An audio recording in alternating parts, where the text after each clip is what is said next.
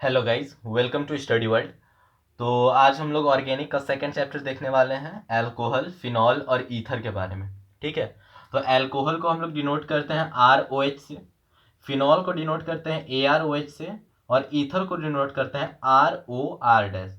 अब यहाँ पे आर डैश और आर से कोई फर्क नहीं पड़ता है। आर डैश इसलिए लिख रहे हैं क्योंकि इधर जो अल्काइल ग्रुप होगा, कोई जरूरी नहीं है कि सेम अल्काइल ग्रुप इधर भी होगा, मतलब कुछ चेंज भी हो सकता है, इसीलिए हमने यहाँ पे आर डैश लिख दिया है। तो चलिए अब आगे बढ़ते हैं।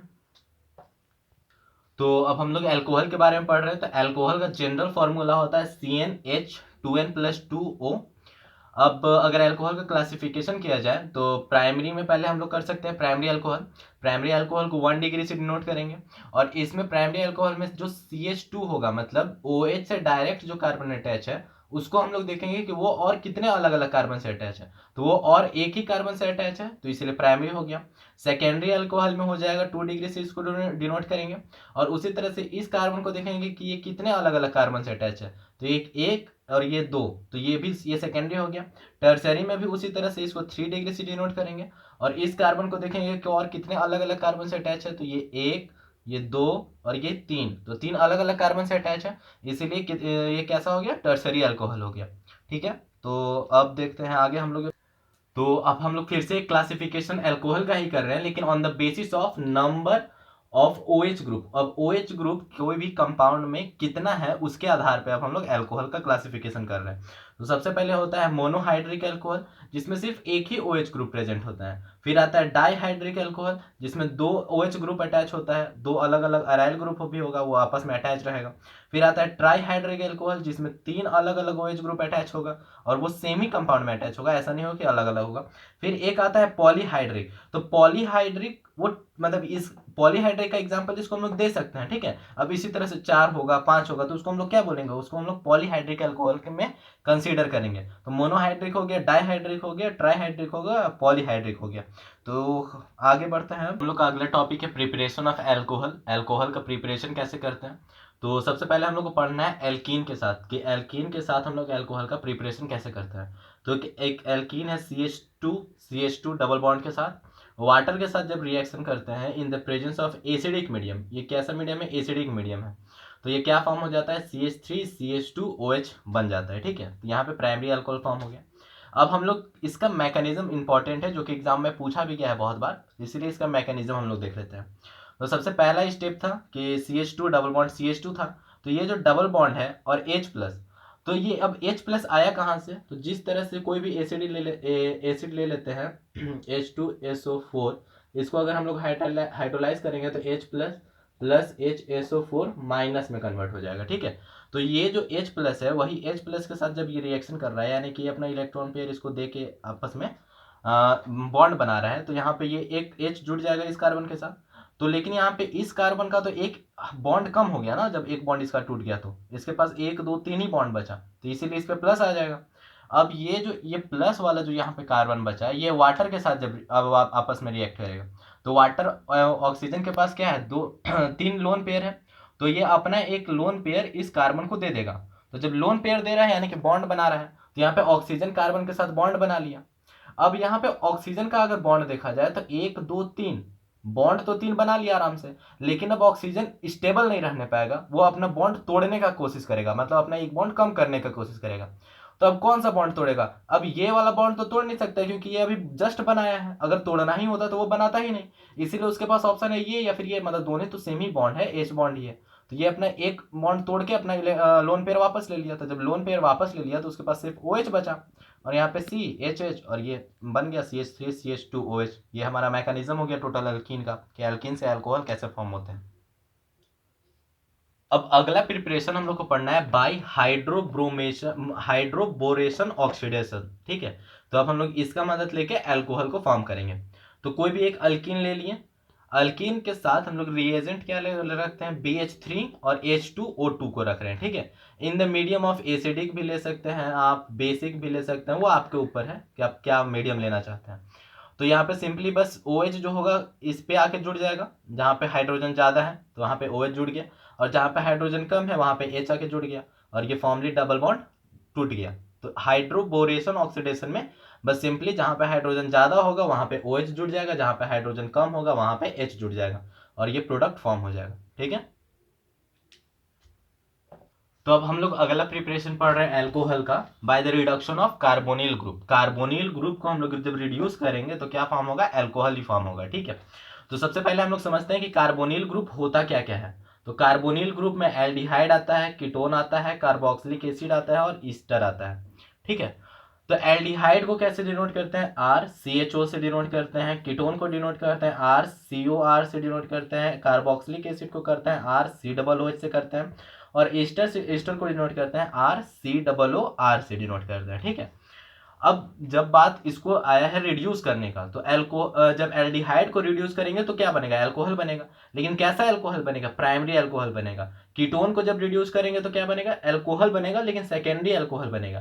कार्बोक्सिलिक को रिड्यूस करेंगे तो क्या बनेगा, प्राइमरी एल्कोहल बनेगा। ईस्टर को रिड्यूस करेंगे तो क्या बनेगा, प्राइमरी एल्कोहल बनेगा। ठीक है, अब जब रिड्यूस कर रहे हैं तो हम लोग को रिड्यूस करने के लिए क्या चाहिए, रिड्यूसिंग एजेंट चाहिए। तो रिड्यूसिंग एजेंट क्या क्या होता है, एक होता है LiAlH4 होता है, एक होता है NaBH4 होता है, एक होता है H2PD होता है। तो जो LiAlH4 जो होता है ये बहुत स्ट्रॉन्ग रिड्यूसिंग एजेंट होता है, ये सबको रिड्यूस कर सकता है, चारों को रिड्यूस कर सकता है, लेकिन ये बहुत कॉस्टली होता है इसलिए हम लोग हर जगह इसका यूज नहीं करते हैं। एक होता है NaBH4 होता है, ये सिर्फ एल्डिहाइड और कीटोन को ही रिड्यूस करने पाएगा। ठीक है, ये सिर्फ एल्डिहाइड और कीटोन को ही रिड्यूस करने पाएगा। फिर एक होता है H2PD, H2/PD है, मतलब H2 के साथ साथ पैलेडियम भी लेना है हम लोग को। तो ये सिर्फ एक्सेप्ट एसिड, मतलब सिर्फ एसिड को रिड्यूस नहीं करने पाता है, बाकी सबको रिड्यूस करता है, बाकी ये तीनों को रिड्यूस कर लेगा। तो चलिए अब आगे हम लोग देखते हैं इसका रिएक्शन कैसे होता है। तो अब हम लोग अगला रिएक्शन देख रहे हैं, तो ये क्या है, ये एल्डिहाइड है CHO, क्या है CHO। तो एल्डिहाइड को जब हम लोग NaBH4 के प्रेजेंट में रिड्यूस कर, ओहो गलत हो गया, यहाँ पे क्या होगा, यहाँ पे होगा CH2CHO होगा, यहाँ पे क्या हो जाएगा, OH हो जाएगा, CH2OH हो जाएगा, CH2CH2OH हो जाएगा। ठीक है, तो यहाँ पे एल्डिहाइड है, एल्डिहाइड को NaBH के प्रेजेंट में रिड्यूस कर रहे हैं, तो एल्डिहाइड यहीं पे है ना, तो बाकी हम लोग इसको नहीं कंसीडर करेंगे। हम लोग को रिएक्शन कहाँ करवाना है, यहाँ पे करवाना है, CHO पे करवाना है, यही एल्डिहाइड है। तो बस सिंपली एल्डिहाइड जब रिड्यूस होता है तो क्या फॉर्म होता है, प्राइमरी अल्कोहल फॉर्म होता है। तो इसको चुपचाप हटा के यहाँ पे CH2 और OH लिख देंगे, ये प्राइमरी अल्कोहल फॉर्म हो गया। उसी तरह से ये क्या है, ये कीटोन है। कीटोन का जब हम लोग NaBH4 के प्रेजेंट में रिड्यूस करवा रहे हैं तो कीटोन क्या है, सिर्फ यहीं पे है ना, इधर क्या अटैच है इधर क्या अटैच है हमको उससे मतलब ही नहीं है, हमको बस मतलब है तो बस इतना ही से मतलब है। तो यहाँ पे डबल बॉन्ड O को हटा के यहाँ पे OH जोड़ देंगे और यहाँ पे H एक लगा देंगे, अपने मन से रिड्यूस कर रहे हैं तो रिड्यूसिंग में हाइड्रोजन आराम से ऐड कर सकते हैं, उससे कोई दिक्कत नहीं है। अगला आता है ईस्टर, ईस्टर को भी उसी तरह से करेंगे। तो ईस्टर में यहाँ पे प्रॉब्लम ये आ जाता है ना बहुत कोई कंफ्यूजन में कि क्या प्रोडक्ट बनेगा। तो सिंपली बस दो बार, एक बार यहाँ से तोड़ो, तो यहाँ से तोड़ेंगे तो ये आ गया, तो ये क्या बन गया, CH3CH2OH बना दिए, और एक इधर से बनेगा क्या, CH3OH बन गया। तो बस एक जगह ब्रेक करना है और फॉर्म कर देना है। तो ये हमारा सारा रिएक्शन हो गया तीनों में। अब जो कार्बोक्सिलिक एसिड है उसको हम लोग यहाँ पे कंसिडर नहीं कर रहे हैं, कार्बोक्सिलिक एसिड का अलग एक चैप्टर है, उसी में हम लोग उसको देखेंगे। ठीक है, तो हम लोग पढ़ रहे हैं ग्रिनार्ड रिएजेंट से अल्कोहल का प्रिपरेशन। तो ग्रिग्नार्ड रिएजेंट होता क्या है, RMgX। अब यहाँ पे X जो है वो क्या है, कोई भी हेलोजन हो जाएगा, R यहाँ पे अल्काइल ग्रुप हो जाएगा। तो जो R और M के बीच में कैसा बॉन्ड रहता है, कोवेलेंट बॉन्ड रहता है, और Mg और X के बीच में कैसा बॉन्ड रहता है, आयोनिक बॉन्ड रहता है। तो अब हम लोग को यहाँ पे बॉन्ड बताने का मतलब बस यही है कि जो आयनिक बॉन्ड होता है वो ज्यादा स्ट्रांग होता है as compared to covalent bond. तो जब हम लोग ग्रिग्नार्ड रिएजेंट का रिएक्शन करवाते हैं तो आखिर कौन सा बॉन्ड टूटेगा, आयोनिक बॉन्ड टूटेगा या कोवेलेंट बॉन्ड टूटेगा। तो ऑब्वियस सी बात है कि जो वीक होगा वही बॉन्ड टूटेगा, तो कोवेलेंट बॉन्ड टूट जाएगा रिएक्शन करने के टाइम। तो अब चलिए रिएक्शन देखते हैं। तो कोई भी एक कार्बोनिल ग्रुप ले लिए, जैसे कि यहाँ पे हम लोग एल्डिहाइड ले लिए हैं और यहाँ पे RMgX ले लिए हैं। ठीक है, तो इस पे क्या आ जाएगा, इस पे स्लाइट माइनस आ जाएगा, इस पे स्लाइट प्लस आ जाएगा। उसी तरह से इस पे क्या आ जाएगा, स्लाइट माइनस आ जाएगा, इस पे स्लाइट प्लस आ जाएगा। अब बहुत कोई बोलेगा कि कार्बन में माइनस कैसे आ जाता है, तो ग्रिग्नार्ड रिएजेंट में आ जाता है क्योंकि Mg पे ज्यादा स्ट्रॉन्ग पॉजिटिव रहता है। ठीक है, तो यहाँ पे माइनस है तो माइनस जाएगा प्लस के पास, प्लस जो है वो माइनस के पास जाएगा, तो Mgx O पे आ जाएगा और R यहाँ पे C के साथ जुड़ जाएगा। और जब हम लोग इसी को वाटर के साथ जब ट्रीट करवाएंगे तो MgOH बाहर निकल जाएगा और OH सिंपली यहाँ पे अटैच हो जाएगा, तो ये हमारा अल्कोहल बन गया। ठीक है, तो ग्रिग्नार्ड रिएजेंट से अल्कोहल बनाने का यही प्रोसेस होता है, याद कर लीजिएगा। अब हम लोग प्रिपरेशन ऑफ फिनॉल पढ़ रहे हैं, तो अभी तक जितना भी पढ़े थे वो अल्कोहल पढ़े थे, अब हम लोग फिनॉल का प्रिपरेशन पढ़ रहे हैं। तो सबसे पहले हम लोग को प्रिपरेशन पढ़ना है क्यूमीन से, कि क्यूमीन से आखिर फिनॉल कैसे बनाते हैं। तो क्यूमीन हमारे पास ये है, बेंजीन रिंग के साथ ये प्रोपेन अटैच हुआ है। अब जब हम लोग इसको ऑक्सीडाइज करते हैं तो यहाँ पे जो मिडिल वाला कार्बन है उसके साथ डबल O और H अटैच हो जाता है। ठीक है, इसको हम लोग क्या बोलते हैं, क्यूमीन हाइड्रोक्साइड बोलते हैं। क्या बोलते हैं, क्यूमीन हाइड्रोक्साइड बोलते हैं। और जब इसको हम लोग फिर से हाइड्रोनियम आयन के साथ जब हम लोग ट्रीट करते हैं तो यहाँ पे अल्कोहल फॉर्म हो जाता है, और अल्कोहल के साथ साथ हम लोग का एसीटोन भी एक मिलता है बाई प्रोडक्ट के तौर पे। तो बहुत बार एग्जाम में क्वेश्चन भी आता है कि आखिर हम लोग फिनॉल का प्रिपरेशन क्यूमीन से ही कराने में ज़्यादा मतलब उसको प्रेफर क्यों किया जाता है। तो इसलिए किया जाता है क्योंकि हम लोग को एक लार्ज अमाउंट में एसीटोन मिलता है, जो कि एक वैल्यूएबल सब्सटेंस है या फिर कंपाउंड है। ठीक है, तो ये याद रखिएगा कि एसीटोन हम लोग को मिलता है बाई प्रोडक्ट के तौर पे, इसीलिए हम लोग क्यूमीन का रिएक्शन करवाते हैं फिनॉल बनाने के लिए। ठीक है, तो अगला है हमारा फ्रॉम बेंजीन सल्फोनोइक एसिड से। तो बेंजीन सल्फोनोइक एसिड से हम लोग क्या बना रहे हैं, फिनॉल बना रहे हैं। तो सबसे पहले बेंजीन ले लिए, बेंजीन से हम लोग इसका H2SO7 के साथ रिएक्शन किए, तो ये क्या बन गया, बेंजीन सल्फोनोइक एसिड बन गया, SO3H अटैच हो गया। तो आप लोग सल्फोनेशन मतलब हेलो एल्केन और हेलो अरीन में भी पढ़े होंगे कि सल्फोनेशन हम लोग एक और मेथड से कर सकते हैं, कंसंट्रेटेड H2SO4 लेके यहाँ पे। ठीक है, तो यहाँ पे बेंजीन सल्फोनोइक एसिड बन गया, और जब हम लोग इसका NaOH के साथ और एसिडिक मीडियम के प्रेजेंट में जब रिएक्शन करते हैं तो ये आराम से फिनॉल हम लोग को प्रोडक्ट के तौर पे दे देता है। ठीक है, तो ये था हमारा बेंजीन सल्फोनोइक एसिड से फिनॉल का प्रिपरेशन। हम लोग को फिजिकल प्रॉपर्टी पढ़ना है अल्कोहल और फिनॉल का। तो फिजिकल प्रॉपर्टी बस यही तीन चीज के साथ डील करता है, hydrogen bonding, dipole dipole, London dispersion full. तो हाइड्रोजन बॉन्डिंग कैसे लगता है, डाइपोल डाइपोल कैसे लगता है, लंडन डिस्पर्सन कैसे पहचानते हैं, क्या होता है मास, सरफेस एरिया, ये सब हम लोग हेलो एल्केन और हेलो अरीन में पढ़ चुके हैं। तो बस सिंपली आगे डील करते हैं। तो फिजिकल प्रॉपर्टी में हम लोग को मेनली बॉइलिंग पॉइंट के बारे में पढ़ना है। तो बॉइलिंग पॉइंट क्या होता है, अल्कोहल और अल्कोहल और फिनॉल का ज़्यादा होता है as compared to hydrocarbon, ether, halo alkane, halo arene, ये सबसे ज़्यादा होता है। अब क्यों ज़्यादा होता है, इसलिए ज़्यादा होता है क्योंकि ये H बॉन्डिंग बनाता है। क्या बनाता है, H बॉन्डिंग। अल्कोहल और फिनॉल जो होता है वो H बॉन्डिंग बनाता है, हाइड्रोजन बॉन्डिंग बनाता है। अब सॉल्युबिलिटी क्या होता है, तो सॉल्युबिलिटी में ये पढ़ना है हम लोग को कि वाटर में सॉल्युबल होता है अल्कोहल और फिनॉल। ठीक है, अब इसका कारण क्या है, कि इसका कारण ये है क्योंकि वो इंटरमोलिकुलर H बॉन्डिंग बनाने में समर्थ रहता है वाटर के साथ। तो वाटर के साथ जब इंटरमोलिकुलर हाइड्रोजन बॉन्डिंग बना लेता है तो वो सॉल्युबल हो जाता है। ठीक है, तो हम लोग फिजिकल प्रॉपर्टी देख लिए, अब हम लोग को केमिकल रिएक्शंस देखने हैं अल्कोहल और फिनॉल का। अगर फिजिकल प्रॉपर्टी और बढ़िया से समझना है तो आप हेलो एल्केन और हेलो अरीन का चैप्टर देख सकते हैं, लिंक आपको डिस्क्रिप्शन में मिल जाएगा। तो अब आगे बढ़ते हैं कि केमिकल रिएक्शन देख रहे हैं किसके साथ। सबसे पहले रिएक्शन देख रहे हैं हम लोग मेटल के साथ। तो जब अल्कोहल मेटल के साथ रिएक्शन, तो यहाँ पे एक एग्जांपल ले लें, कोई भी अल्कोहल, इथेनॉल यहाँ पे ले लिया हम लोग, Na के साथ रिएक्शन करता है तो वो क्या बनाता है, C2H5O Na बना लेता है। ठीक है, और half H2O as a gas के फॉर्म में इवॉल्व हो जाता है। उसी तरह से C2H5OH जब Mg के साथ रिएक्ट करता है तो वो C2H5O whole twice Mg form कर लेता है। आप लोग पहले ही 9th-10 में पढ़ चुके होंगे कि क्रॉस वाला रिएक्शन कैसे किया जाता है, कि इसका वैलेंसी 2 है, इसका वैलेंसी 1 है, क्रॉस करके निकालते थे हम लोग, रिएक्शन करते थे। तो वो रिएक्शन हो गया और हाफ H2O यहाँ से इवॉल्व हो गया।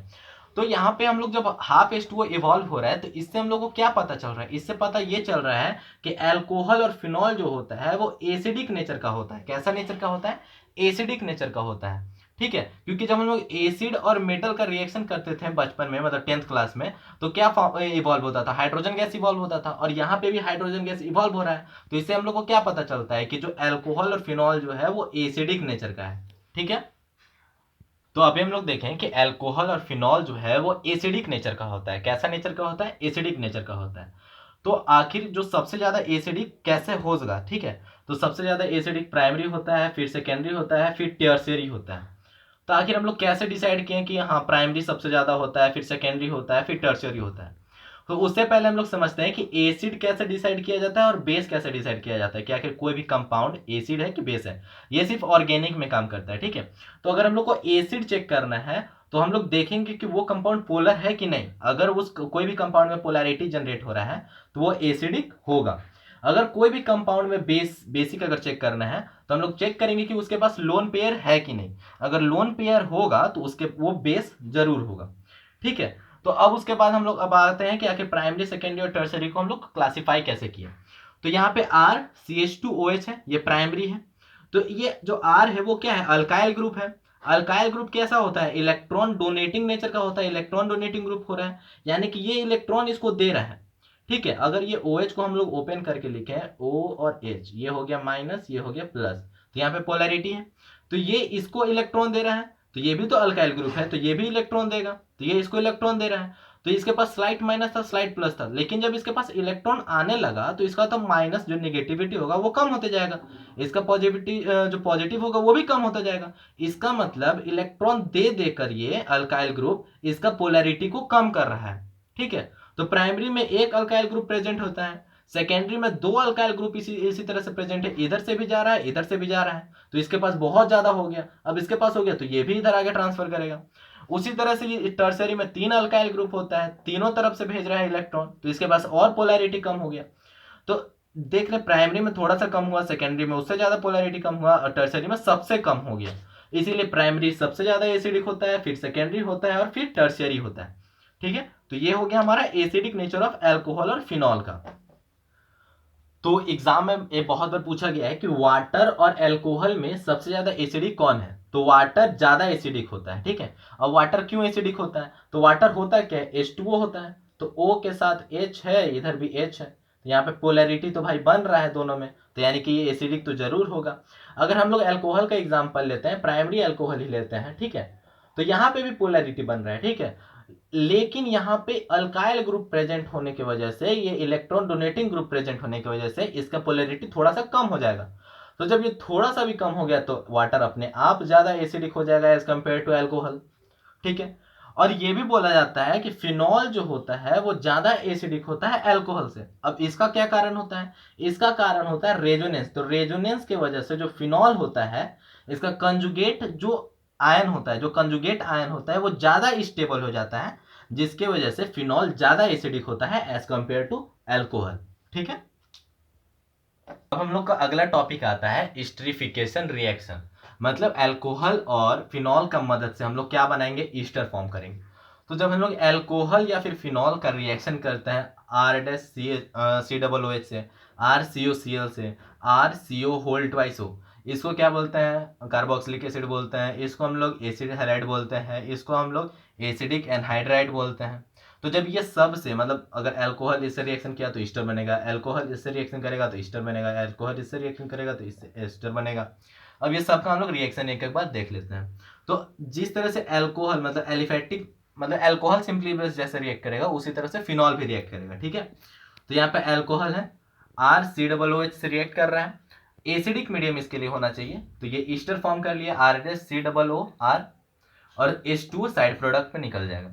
उसके बाद फिर से अल्कोहल रिएक्ट कर रहा है R-COCl से, तो यहाँ पे हम लोग कैटलिस्ट लेना पड़ता है, क्या, पेरिडीन लेना पड़ता है। क्या लेना पड़ता है, पेरिडीन लेना पड़ता है। तो यहाँ पे ईस्टर फॉर्म हुआ, HCl बन गया। अब पेरिडीन इसलिए लेना पड़ता है क्योंकि यहाँ पे जो HCl बन रहा है वो एसिड है ना, और पेरिडीन जो होता है वो कैसा होता है, वो बेस होता है। तो एसिड और बेस मिलकर वो न्यूट्रलाइज कर देता है, इसीलिए हम लोग पेरिडीन का यूज करते हैं जब हम लोग एसिड हैलाइड से रिएक्शन करवाते हैं। उसी तरह से अल्कोहल का रिएक्शन हो रहा है R-CO होल ट्वाइस O के साथ, तो ये ईस्टर फॉर्म करता है और साथ ही साथ एसिड भी फॉर्म करते हैं। ठीक है, अब हम लोग देखते हैं कि लुकास टेस्ट। तो लुकास टेस्ट होता क्या है, तो सबसे पहले देखते हैं लुकास रिएजेंट क्या होता है। लुकास रिएजेंट जब HCl और ZnCl साथ में रहेगा तो उसको हम लोग लुकास रिएजेंट बोलेंगे। अब ये जो लुकास रिएजेंट होता है इसमें इतना पावर होता है कि वो अल्कोहल को डिसॉल्व कर सकता है। ठीक है, तो देखते हैं कि तीनों अल्कोहल का कैसे कैसे डिसॉल्व होता है। तो पहले प्राइमरी अल्कोहल को लेते हैं, कंसंट्रेटेड HCl और ZnCl2 के प्रेजेंट में इसका रिएक्शन करा रहे हैं, तो ये नो टर्बिडिटी। टर्बिडिटी का मतलब होता है धुंधलापन। ठीक है, तो किसी भी तरह का धुंधलापन ये फॉर्म नहीं करता है। ठीक है, आराम से घुल जाता है। अब सेकेंडरी अल्कोहल ले रहे हैं, तो सेकेंडरी अल्कोहल जब हम लोग कंसंट्रेटेड H2SO4 और ZnCl2 के प्रेजेंट में करते हैं तो वो 5 मिनट के अंदर अंदर टर्बिडिटी फॉर्म कर लेता है। ठीक है, मतलब धुंधलापन उसमें आ जाता है थोड़ा बहुत। और अगर टर्शियरी अल्कोहल रहता है तो उसमें टर्बिडिटी तुरंत आ जाता है, ठीक है, मतलब धुंधलापन तुरंत आ जाएगा। तो हम लोग इस टेस्ट का यूज करते हैं अल्कोहल पहचानने में कि वो प्राइमरी है, सेकेंडरी है कि टर्शियरी है। अगर प्राइमरी होगा तो टर्बिडिटी नहीं फॉर्म होगा, सेकेंडरी होगा तो 5 मिनट में टर्बिडिटी फॉर्म हो जाएगा, और टर्शियरी होगा तो वो तब तो तुरंत ही फॉर्म हो जाएगा टर्बिडिटी, ठीक है। अब हम लोग का अगला टॉपिक आता है डिहाइड्रेशन ऑफ अल्कोहल, ठीक है। तो ये अल्कोहल है, अल्कोहल को हम लोग क्या कर रहे हैं, डिहाइड्रेशन। डिहाइड्रेशन मतलब होता है कि वाटर को हम लोग को बाहर निकालना है अल्कोहल से। तो ये अल्कोहल है, तो ये हो गया अल्फा कार्बन, ये हो गया बीटा कार्बन। अल्फा बीटा का कॉन्सेप्ट हम लोग हेलो अल्केन और हेलो अरीन में पढ़ चुके हैं। तो ये हो गया अल्फा कार्बन, ये हो गया बीटा कार्बन। तो डिहाइड्रेशन कंसंट्रेटेड H2SO4 के प्रेजेंट में होता है। तो सिंपली बस यहां से एक H हटेगा और यहां से OH हट जाएगा, तो H2O बन के निकल गया। और जब यहां से एक H हट गया और यहां से OH हट गया, यानी कि दोनों के पास एक एक बॉन्ड के कमी आ गया, तो यहाँ पे डबल बॉन्ड आपस में फॉर्म कर लेता है, यानी कि अल्कीन फॉर्म हो जाता है इसमें, ठीक है। डिहाइड्रेशन ऑफ अल्कोहल में अल्कीन फॉर्म हो जाता है। तो सबसे बढ़िया डिहाइड्रेशन कौन देता है, टर्शियरी देता है, फिर सेकेंडरी देता है, और फिर प्राइमरी देता है डिहाइड्रेशन, ठीक है। अब अगर एग्जाम में आ गया कि CH3OH और कंसंट्रेशन H2SO4 के प्रेजेंट में रिएक्शन करवाना है, तो पहली बात तो ये रिएक्शन होगा ही नहीं। अब क्यों नहीं होगा उसको समझते हैं। तो इसके पास तो अल्फा हाइड्रोजन है, लेकिन बीटा हाइड्रोजन है। बीटा हाइड्रोजन जब है ही नहीं तो बीटा पास से वो हाइड्रोजन निकालना जरूरी है ना, तभी नहीं यहाँ से H निकलेगा और यहाँ से OH निकलेगा। यहाँ से OH तो भाई निकल जाएगा, ये मानते हैं, लेकिन H तो नहीं ना है, H तो यहाँ पे लॉस हो जा रहा है। तो जब H है ही नहीं तो वो वाटर का फॉर्म कैसे करेगा, इसीलिए ये रिएक्शन होता ही नहीं है, ठीक है।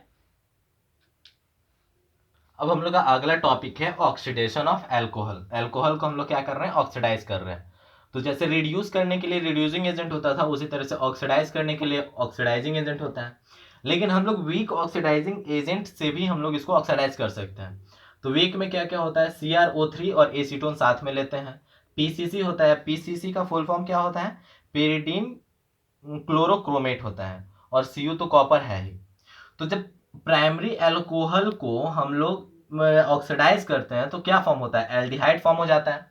अभी हम लोग कार्बोनिल को जब हम लोग रिड्यूस करने वाला जो टॉपिक पढ़ रहे थे, उसमें एल्डिहाइड को रिड्यूस करते थे तो अल्कोहल फॉर्म होता था। तो उसी तरह से जब अल्कोहल को ऑक्सीडाइज कर रहे हैं तो एल्डिहाइड फॉर्म हो गया। सेकेंडरी अल्कोहल को ऑक्सीडाइज करेंगे तो कीटोन फॉर्म होगा, और टर्शियरी अल्कोहल को ऑक्सीडाइज करेंगे तो कोई रिएक्शन ही नहीं देगा।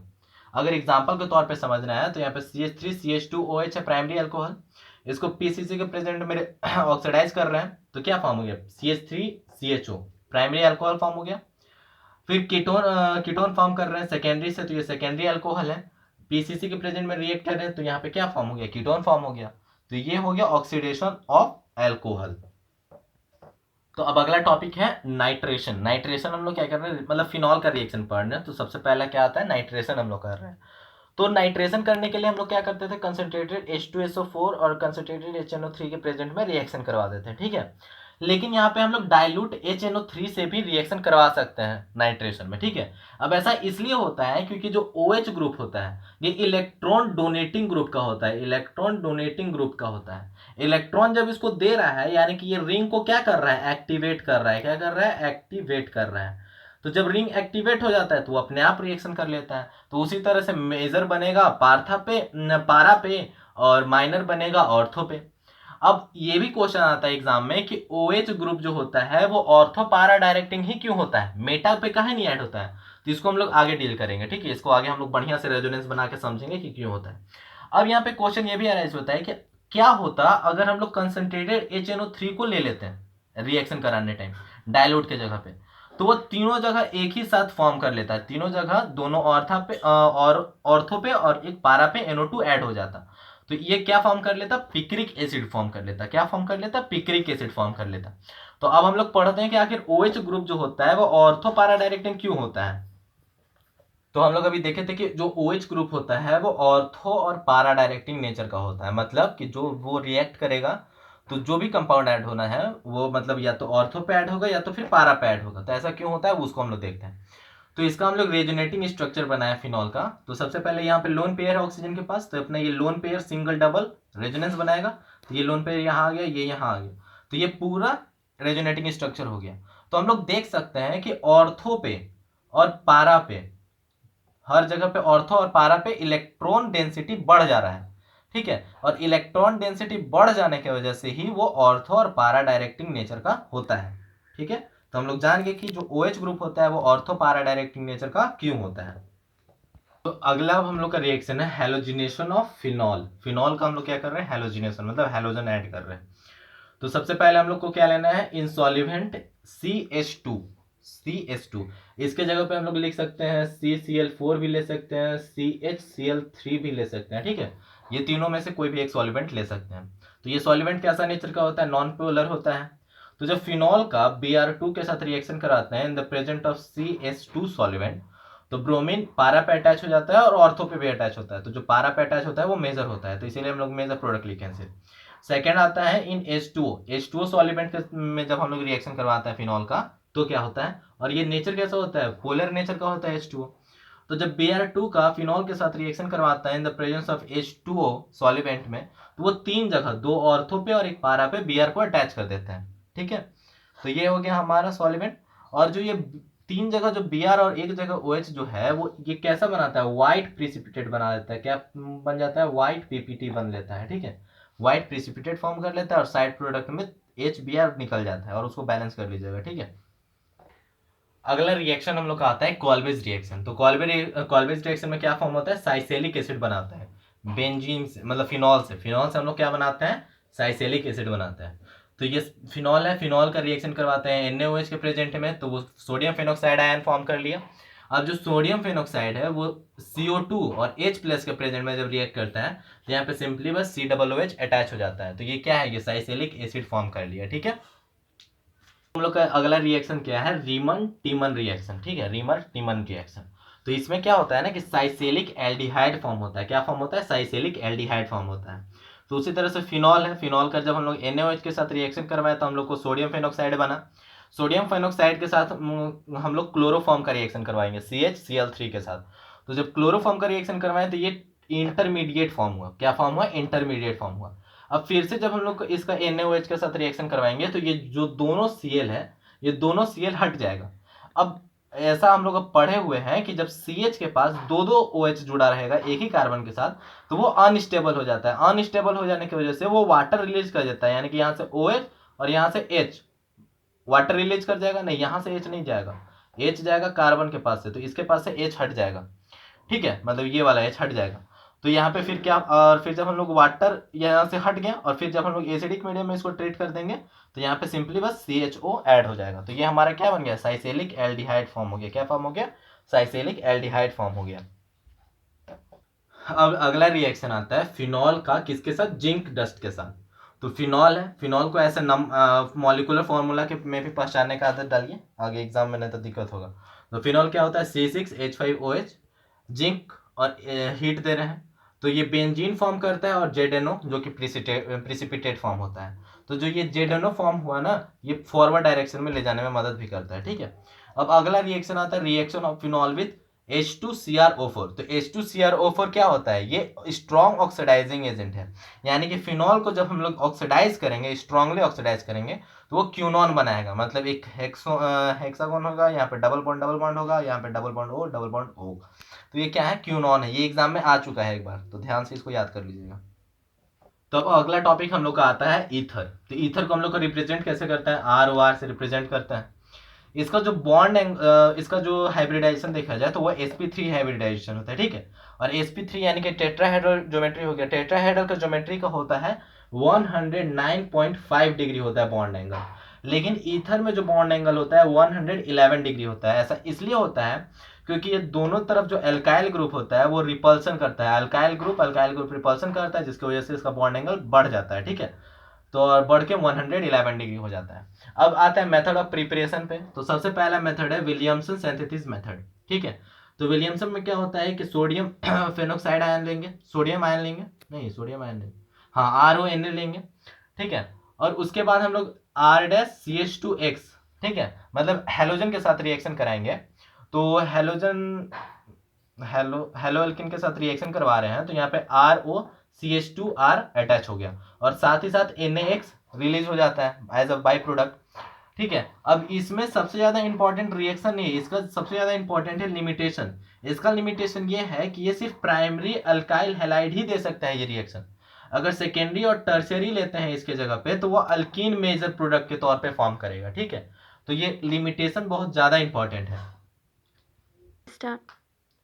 अगला आता है हम लोग का from dehydration of alcohol. Alcohol का डिहाइड्रेशन करके हम लोग को क्या बनाना है, ईथर बनाना है।